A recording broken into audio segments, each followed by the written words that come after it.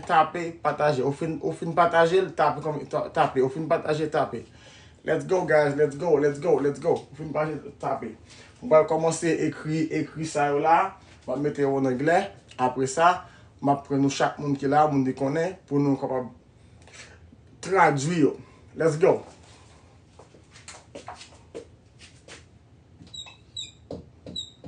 Oh, ça va bien partir. All, ça va bien partir. All, that's better. Another.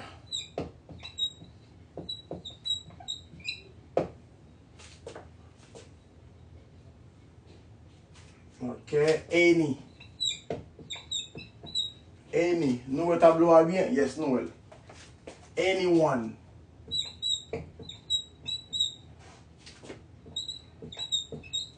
Anyone, anything.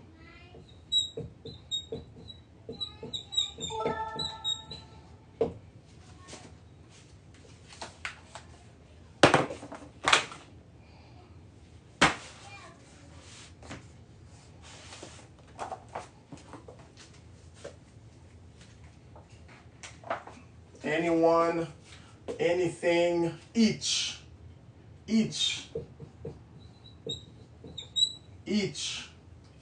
either or either.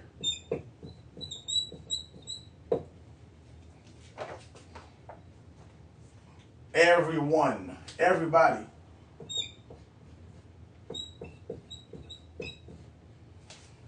Everybody.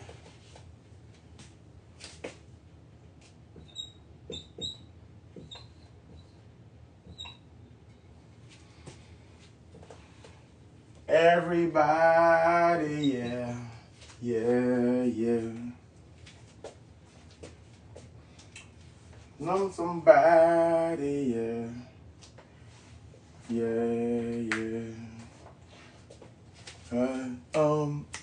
Come on, guys. 15 partagez,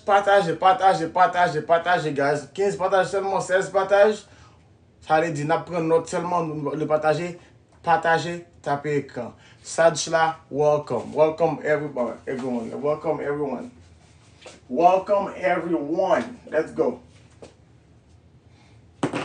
Okay. Let's go. Nobody.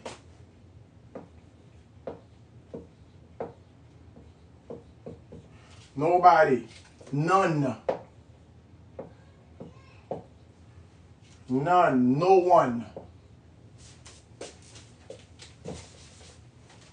No one. Nothing.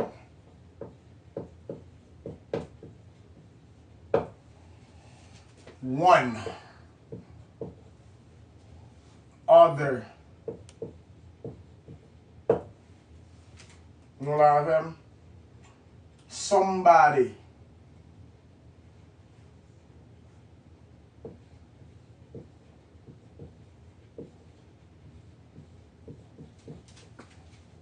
Someone.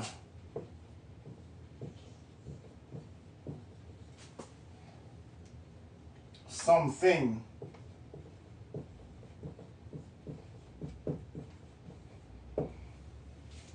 Both.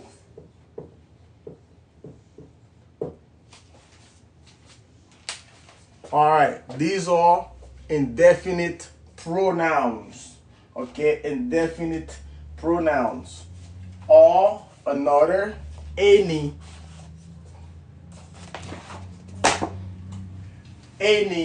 anyone, anything, each, either, everybody, nobody, none, no one, nothing, one, other, somebody, someone, something, both. Okay, guys, we're still avec, thank you for the gift, guys, for the gifted that I'm still avec 50 partage. Good morning, Sherilyn. My night was very good. Thank you very much.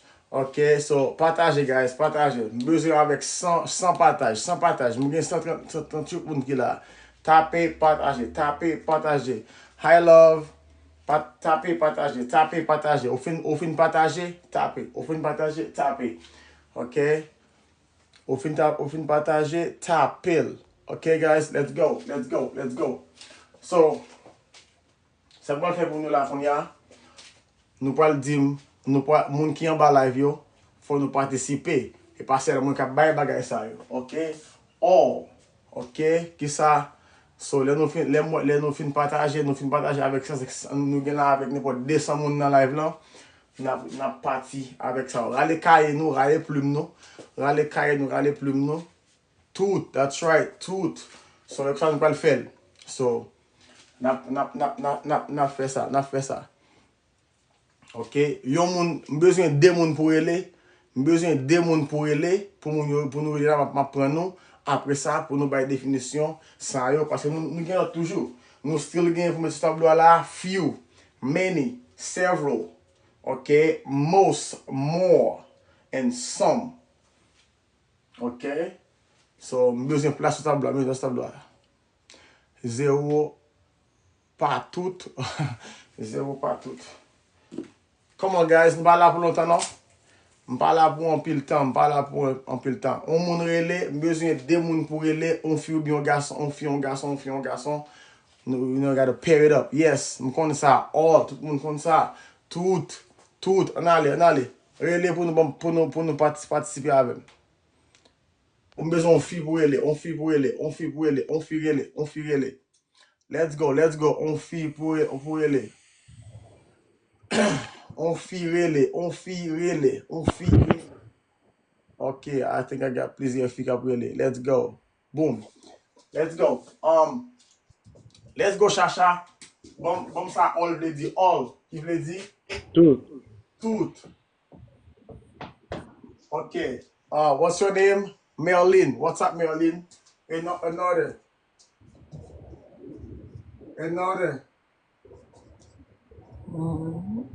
Hello? Hello? Yeah, bon définition ça yo. Allez, je vais vous dire. Another. What does that mean? Another. Papa connaît? Pour pas connaître. OK.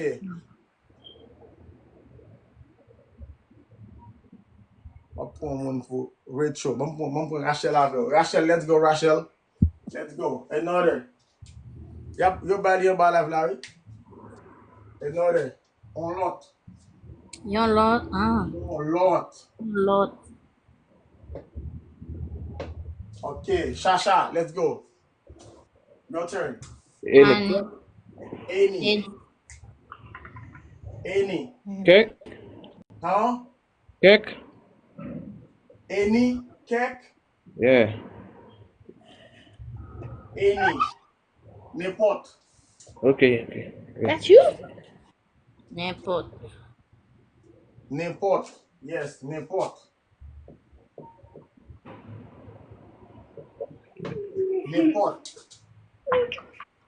Let's go. On l'autre monde. Pas n'importe, non, n'importe. Ça là, n'importe. Yeah. OK, Rachel, let's go, Rachel. Anyone. Quel que soit. Quel que soit. Bon, en créole.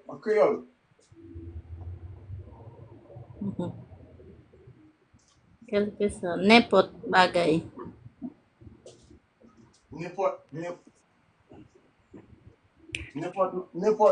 Anyone. N'importe là-dedans, yo, n'importe là-dedans. Anyone. N'importe yon. Exactly. N'importe yon. Exactly. N'importe yon. Yes. Anyone. N'importe yon. Anything. What is a thing? Anything. N'importe bagay.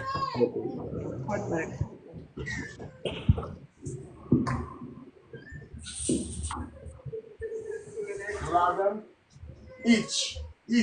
Let's go, each. Yes.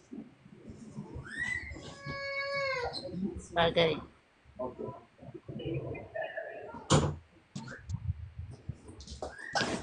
Le monde nous pas capable de pas dire ça.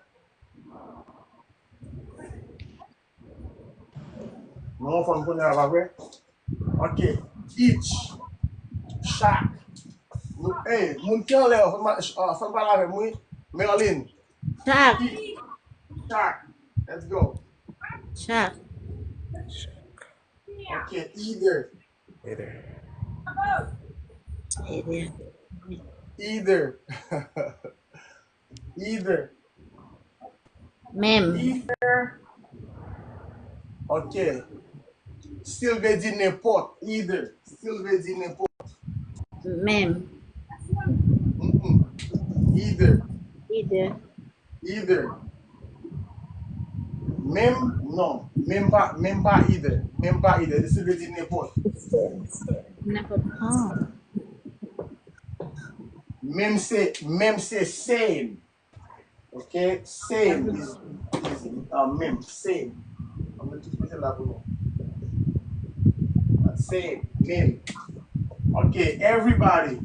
Tout le monde. Tout le monde.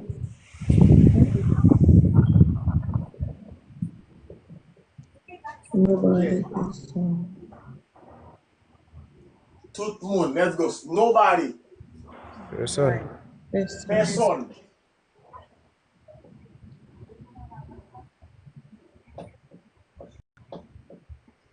Okay. None. None. Okay. Yes. Person. None. Aucun. None. Aucun. Aucun. Rien or aucun. None. Rien. Yes. Rien. Rien. None.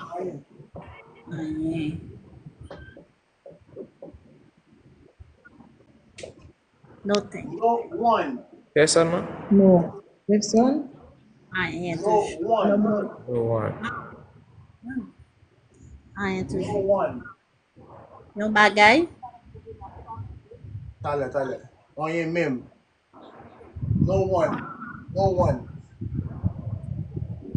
No one. Payon. Yes. Payon. Okay. Yes.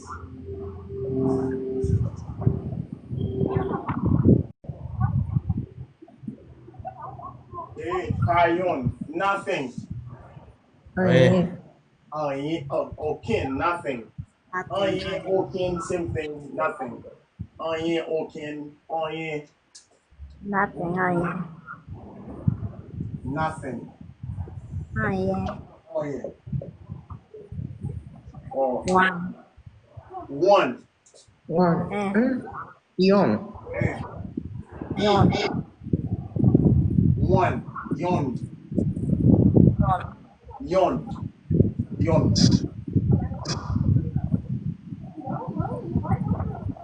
Other.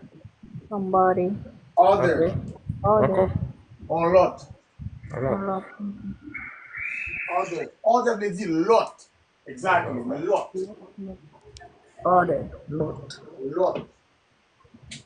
Somebody. Somebody. A lot. Somebody probably on film. Somebody.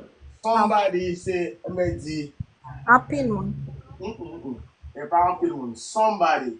Somebody like it's like someone, somebody, somebody. Your moon. Your moon.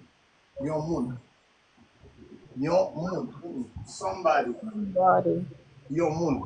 Exactly. Your moon.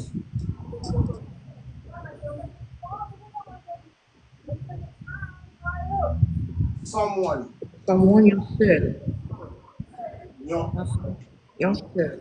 someone. Somebody. Someone. Yourself.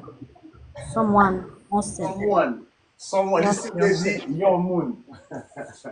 Oh. Yes. Someone. Somebody. Someone did this. Someone quelque moon. Your moon. Okay. Quelqu'un. Someone. Okay. Quelqu'un. Quelque moon capable de dire peut-être, but it's still your moon. Quelque moon. Someone. I'm the quelque moon.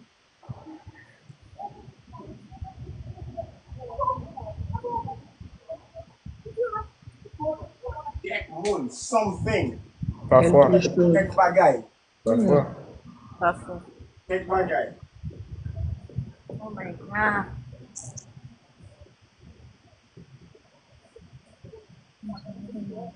Kek bagay.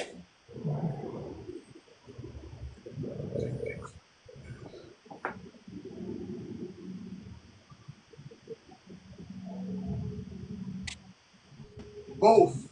Today. Both. Today. Les deux. Tous deux. Yes. Tous deux. But. Enfin, moi. Tous deux. Same. Même. Même. Ok. Nou an form, nou espri sa yo, pase mi gen not toujou. Modify. Si nou pren not sa yo, fèm konen, let's go guys, tape ekran, nou pa nou titan pou nou pren sa yo. Ok? All, another, any, anyone, anything, each, either, everybody, nobody, none, no one, nothing, one, other, somebody, someone, nothing, both, same. Anyone. Okay? Never. Mwen an tera, ou an reta jodi ya, ou an reta, non, mwen fèk monte, mwen pa la lontan. Ok, so now, Shasha. Shasha? Yes. Ok. Give me a sentence with somebody. Mette somebody nan yon phrase pou mwen.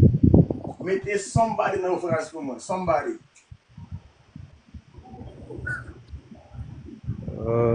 Somebody.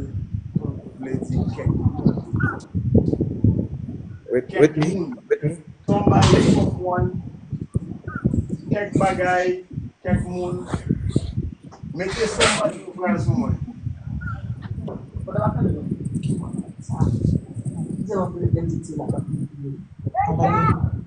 Yourself? No, nobody.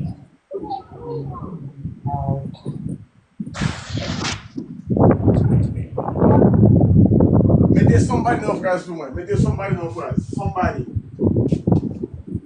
Yes, on moun an balav la. Mette somebody nan yon phrase pou mwen. Ou bien Merlin, ou bien Rachel. I need somebody to heal. To heal what? I need somebody here. Or you, there are somebody in the park. I need somebody here talk to me. I need somebody here to talk to you. I need somebody here to talk to me. Alright? Merlin, Anale, mette each nan yon phrase pou mwen. Ki de di chaque. Okay? I need somebody to practice English. Okay? To practice. If I for practice, I need somebody to practice English. Somebody never asked me where Each. Nobody. me asked me where she was. I need somebody. Probably guys, somebody because they say son seul mot li, il pas de mot. Somebody. Kek moun, yon moun, somebody. On ale non Merlin. Mette each nan phrase pou mwen. Each day I eat meat. Each. Nobody. Non. Ça va bon. Rachel, mette each nan phrase pou mwen. Each one of us has to learn English. That's good. Each one of us has to learn English. Ça fait un bon phrase. Each one of us has to learn English. Vous l'avez? Each one of us has to learn English. Chaque nan nou, ok, bezwen parler anglais. Dwe parler anglais, ok? Chaque nan nou dwe parler anglais. Each day I go to work. Each day I go to work. No, that o kapab di sa, but Every day. it don't sound too good. Di pa fin normal. I change the car each month.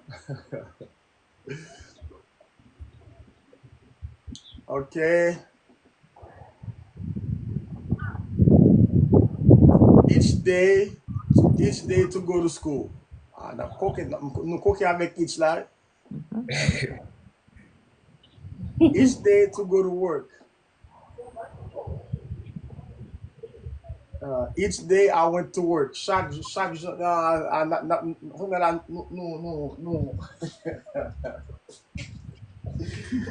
Oh my God. Not too, you know. Each. One phrase. Good luck, everybody. Each day I come here to learn English. Chaque jour, moi je là pour parler anglais. All right, okay. Each day to go. On serve une phrase là qui est bien faite. Each one of us has to learn English. That was good. Utilisez each one about that. Each one teach one. Each one teach one. Each one teach one. You comprends ça? Each one teach one. My mom is going each day to Walmart. No. On n'est pas bon comme ça. On n'est pas bon comme ça. On va comme ça utiliser each. Ou utiliser, pas utiliser each, c'est un pronoun. Ou utiliser pour comme c'est pour Pronoun. ou utiliser pour prêter avec plusieurs bagages. OK? Ou utiliser each pour comme si parler de comme si plusieurs bagages. So, là parler de plusieurs bagages, ou utiliser pour juste décrire non yo. Okay, each day you want to cook. No, not good. So see, each one of us has to learn English. Each one teach one. Okay. Okay. So now we each et donc what we yon. Each and every one of you guys are smart. Okay. Each and so we say each et là on utilise comme si on va tirer yon. Not plusieurs, okay? The teacher is doing a good job to help each one of us. Okay, you see that? So Robinson say each ou utiliser pour comme si définir yon grain moun parmi yon bunch. Vous comprenez ça là? Ou pour utiliser pour définir yon parmi yon pile. C'est comme ça pour utiliser each. Et dans ce sens, ça on va utiliser each. OK?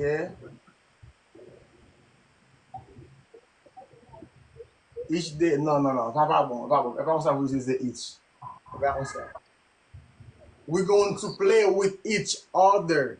OK? Ça bon. We're going to play with each other. But mon ça qui dit, we are going to play with each other. C'est dans ce sens, ça vous utiliser each. Each one of my cars, okay? Each one of my cars, each one of us. So, on va utiliser each parmi en pile. C'est comme ça on va utiliser mot ça. Each Monday, I don't go to school. Non, pas dire comme ça, il pas bon. Il pas normal. Each one of my children, okay? Chaque petit monde. Each one of my children. C'est comme ça on va utiliser c'est comme ça on va utiliser each. Moi j'aime croquer nous là. Each one of my cars, now each car, I eat my car every month. No, ça va bon. All right. So, on retirer yon parmi yon l'autre, c'est qu'on soit parmi yon pile, c'est qu'on soit utiliser each. All right? C'est notre terme ça on va utiliser each. My brother call me each day. No, my brother call me every day, pas each day. Ça va bon. Je pas non plusieurs exemples là en bas live là. Me dit nous ça, on a utilisé each pour comme si indiquer un grain parmi un bunch, parmi un pile, OK? Je ne pas déjà parler anglais. Okay, each one of my books, okay, each one of my books, okay, each one of my books, each one of my children. C'est comme ça on va utiliser each, okay, guys? Chaque non nous, each one of us, okay? Et même j'avais créole. Hello, kiwi. All right, bon bah nous l'autre. Parce que each ça coquin dans gauche nous en pile. Each one of my girlfriends are different from another. Yes. Each one of my girlfriends are different from each other. Okay, that's good. The school is each of a lot of person. No, no, how about each one of my girls or my girlfriend don't stay along with me. Don't each one of my girlfriends don't get along with me. Okay. Hello, Kasu, how you doing? Each body should non ça va bon. Mbano je pour nous utiliser lui. Mettez semblé dire en créole parce qu'en créole nous utilisons le bien. So nous allons essayer en anglais tout. Each other is your busy day. No. Hello. Thank you for subscribing, Kiwi. All right. So mbano qui je pour nous utiliser each guys. Et nous pas utiliser le bien. Each one of my friends is a big threat. Et pas tweet non, threat. Moi ça écrit threat. T-H-R-E-A-T. Threat. Okay? Threat. Comprenez ça, guys. N'a pas utilisé each pour nous comme si indiquer yon parmi yon lot, parmi yon pile. Each one of my children asked me to cook to take the class. Each one of my children asked me to take the class. C'est comme ça pour utiliser. On va utiliser pour retirer yon parmi yon lot. Pour décrire yon parmi yon pile. Alright. On allez.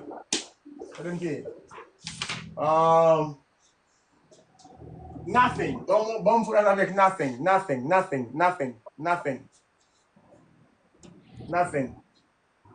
Choose one seed from each. Yes. One seed from each what? From each container, from each boxes. Hi, Nadej. So, apprendre ça, guys. Nous utiliser each pour nous définir yon parmi un pile. Thank you, Steph. Okay. I don't say nothing. Okay. I don't say nothing. I say nothing. Pas tellement fin okay. I don't want nothing. Ok, on va le dire nous, guys. L'on va utiliser nothing. Maintenant, je vais utiliser nothing. Pas commencer avec un négatif. Yes, pas commencer avec un I don't or I'm not. Pas commencer comme ça. Ok? Ou capable dire I want nothing from you. I see nothing. Ok? I know nothing. Pas commencer avec un négatif. Pas dire I don't nothing. Ok, soit dit comme ça, let's dire comme ça, I don't want anything. Thank you, Nadej. I don't want anything. But what is it nothing? What dit comme ça, like, I see nothing wrong with this. Ok? On dit comme ça, on peut dire rien. I'm saying nothing to you. Ok? I'm saying nothing to you. On peut dire rien avec. I'm saying nothing to you. Ok? I'm saying nothing to you. Pas commencer nothing avec un négatif. So, parce que nothing est un négatif déjà, pas vrai? So, I don't see. So, on dit I don't see something. Ou pas mon bagage, c'est I don't see anything. Okay, I don't see anything wrong with this. Or I see nothing wrong with this. Exactly. Nothing scares me. Nothing scares me. All right. I see nothing. Yes, I see nothing. Or I don't see anything. You see, nothing and anything, we utilise pour dire même bagaille, but on utilise une phrase là différente. All right. So pas commencer nothing dans une phrase. Exactly. You are doing nothing all day, or you're not doing anything all day. See? Bon bagay ti moun. Bagay sa nou même l'école pas comprendre non. Ba say oh something that there is nothing impossible. Bon bagay ti moun. Ok? So, l'on va utiliser dit nothing, pas utiliser nothing, pas commencer avec I don't. Ok? On dit, like I said, I'm saying nothing to you. M'pas di rien avec ou. Ok? I'm saying nothing wrong. I'm saying nothing to you. I see nothing wrong with this. Ok? You are doing nothing. Okay? You are doing nothing. Okay? You've done nothing all day. Teacher, Teacher, can we teacher. say, go ahead, Shasha. I can say I don't see nothing in front of me. I don't see, okay, obviously, I don't see anything in front of me. I don't see anything in front Okay. of me. Obviously, I don't see nothing. Okay, there is nothing in this box. That's good. Okay. Teacher, you are very strong. Hey, en pile temps l'école, tu en pile temps l'école, en pile temps l'école. With my friend, nothing important. I say nothing to you. Yes, I say nothing to you. Kou arrive sou, e kon sa m fel. So, sou rive la ou pa aborde avec page sa ou pa subscribe, ou fan pile re, paske m pa pou wal pale anglais machok devan moun. E se moun sa m di la. So, li important guys pou nou kompon ki pou nou aplike ou se de bagay. E pa just tande bagay la epi kom si jon vle dil mot pou mot en anglais a, li pa paret kon sa. Alright? So, that's important to know how to use, okay? Pou nou konen ki pou nou utilize anything and nothing, okay? Kwa douce, ok guys? Ça vraiment important, ok? Pas utiliser nothing pour commencer avec un négatif parce que nothing get un négatif déjà, ok? So I don't see nothing. No, I see nothing. All right? Okay. All right, okay. I'm saying nothing. Okay, I'm saying nothing. Okay, oh, I'm not saying anything. All right, we're good. I want nothing, okay? I want nothing to do with you. I want nothing. No, mais d'ailleurs, il me dit ça en pile. I want nothing to do with you. Pas besoin. Pas gagné besoin favor. All right, let's go. Steph, Nadej, nous l'avons? Yes, mwen la we. Nadej, ou comprend ça me dit, pas vrai? De nothing avec anything, ou en forme, pas vrai? Yeah, mwen kompran. Awesome, awesome. I don't want anything from you. Yes, so come up this. I don't want anything. Immediately what you say, I don't or something. Okay, or anything with it or any. Somebody want to take a screenshot, but gen mwen ki beze pou an screenshot. Go ahead, go ahead. I need nothing else. I want nothing else. Yes. Ou ça pas ça son petit live m'a fait là m'ba nou ti leçon but kou fait mardi, mercredi, jeudi. Voilà aller guys. Voilà aller parce que I have to go to the post office. Okay? This morning I was but my feet. What is it? Matin an manke kase pi m nan tren. Oh, ça pour le travail? Oui, pendant ma fe prese tren ta potan ta va ferme. Oh, petit, moi, quand je dis, oh, bah, sérieux, on dit là. Oh, ok, ou en Oui. forme? Hmm? Ou en forme? Mete ba la don, ni fe malan pi m dege te rete nan travay la pou yo remplase m, yo pou kovoye moun nan. Ok. Ouais, me souhaiter en forme. Guys, voilà les guys. N'a pas de merci Dieu veut.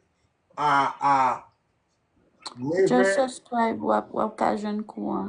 Yes, si nous pas, moun qui là, si nous pas subscribe, ne pas quoi non? Comme dit nous ça. Parce que de merci Dieu veut, c'est seul monde qui subscribe, qui joue coup ça. Et m'voile venir avec tout ça pour classe, m'voile venir avec ça pour classe moi. De merci Dieu veut. De classe moi de 9h pour 9h30 pour 11h. So, m'a fini avec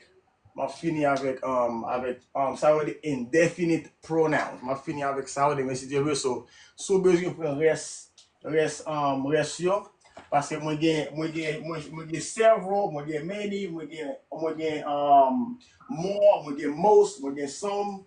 Alright, so on va finir avec reste leçon. Demain si Dieu veut avec classe là. So on va nous petit goûter de classe là. So si vous besoin reste là, make sure vous subscribe avec page là et puis venez quoi Never Aid Me à 11h demain si Dieu veut. Let's ride. Alright guys. I don't Good. see no. Obaka I don't see nothing. Okay, I don't see anything. I don't see anything. Lo ap di, mwen nou kapap dil, it's just not proper. Est-ce que vous comprenez? Parce qu'on dit là, pas ça que vous pas comprendre, moun ap comprendre ça dit, but it's just not how it goes. Kote, Kayou, kote wè ti etwa la nan bon comment nan li marke subscribe la Thank wap you, kapab. Nick, for subscribing. Okay, guys, so not where they may see Dieu veut, I never aid me, ma plage chat parce que formal la post office là, mal prend, c'est des bagages dans post office là. Alright, guys. Okay, teacher. See you Not tomorrow, where teacher. Steph, I never see Dieu veut, Will Chacha, you, yeah, Nadez. I think so, but mba Okay, l'hôpital. teacher. L'hôpital. Mhm. Thank you, Castle Love. Guys, c'est comme ça qu'on utilise ce bagage ça, yo. C'est pas juste ouais, yo, et puis nous comprenons ça, et puis nous la gueule, nous pas toujours. Non, jamais, là, ok? C'est ça que j'ai important. L'aime dit nous, l'aime vinn là, m'a éduquer nous, pour éduquer ou qui j'ai faire tout bagage bien. Pas juste bon vocabulaire et quand on va appliquer. Donc bon vocabulaire, pour appliquer. Quel long pour ça? I gotta go. I gotta go do this thing, okay? Blaggy shot. Blaggy shot. All right, guys. Later.